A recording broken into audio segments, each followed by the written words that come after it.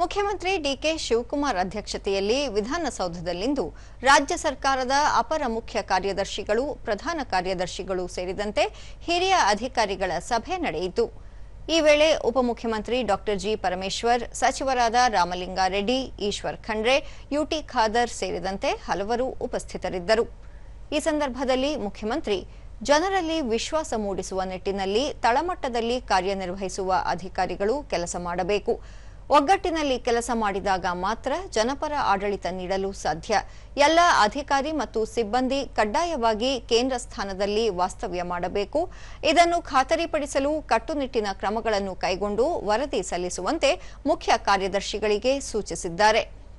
ಪ್ರತಿಯೊಬ್ಬ ಅಧಿಕಾರಿ ಮತ್ತು ಸಿಬ್ಬಂದಿ ಬೆಳಗ್ಗೆ ನಿಗದಿತ ಸಮಯಕ್ಕೆ ಕಚೇರಿಗೆ ಹಾಜರಾಗಿ ಸಾರ್ವಜನಿಕರಿಗೆ ಲಭ್ಯವಾಗಿರಬೇಕು.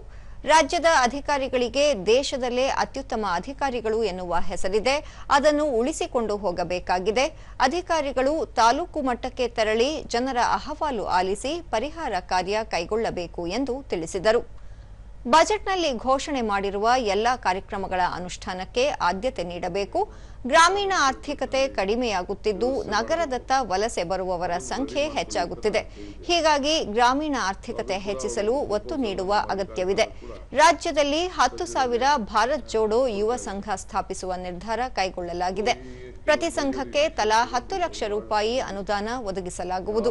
ಇದಕ್ಕಾಗಿ 1,000 ಕೋಟಿ ರೂಪಾಯಿ ಅನುದಾನ ಒದಗಿಸಲಿದ್ದು, ಈ ಯೋಜನೆಯ ಅನುಷ್ಠಾನಕ್ಕೆ ಸಮರ್ಪಕ ಕಾರ್ಯಕ್ರಮ ರೂಪಿಸಬೇಕು ಎಂದು ಹೇಳಿದ್ದಾರೆ.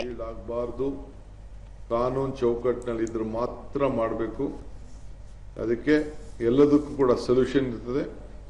ಆ ನಿಟ್ಟಿನಲ್ಲಿ ಜನರ ಸೇವೆಯನ್ನು ಮಾಡಬೇಕು ಅಂತೇಳಿ, ಏಕೆಂದರೆ ಯಾವ ಇದಕ್ಕೂ ನಮ್ಮ ಮಂತ್ರಿಗಳು ಕೆಲವೆಲ್ಲ ಹೊಸಬರು ಇರ್ಬೋದು, ಹಳಬರು ಇರ್ಬೋದು, ಯಾವುದೋ ಒತ್ತಡದ ಮೇಲೆ ಸೈನ್ ಹಾಕ್ಸೋಕ್ಕೆ ಪ್ರಯತ್ನ ಮಾಡ್ಬೋದು. ನೀವು ಯಾವ ಕಾರಣಕ್ಕೂ ಹೀಲ್ಡ್ ಆಗಬಾರ್ದು ಔಟ್ ಆಫ್ ದಿ ಸಿಸ್ಟಮ್ ಅಂತ ಹೇಳಿ ಅವ್ರಿಗೆ ಹೇಳಿದ್ದೇನೆ. Free, fair, corruption free government ಕೊಡಬೇಕು. ಅದಕ್ಕೆ ನಿಮ್ಮೆಲ್ಲರ ಸಹಕಾರ ಬೇಕು ಅಂತ ಹೇಳಿ ಅವರಿಗೆ ಮಾರ್ಗಸೂಚಿಯನ್ನು ಕೂಡ ಕೊಟ್ಟಿದ್ದೇವೆ.